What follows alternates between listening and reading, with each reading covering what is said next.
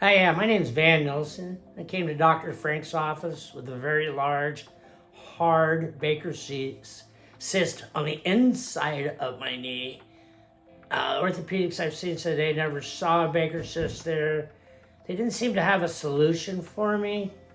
And somehow I just came along, Dr. Frank. I've had 5 sessions. It's softened up, it shrank.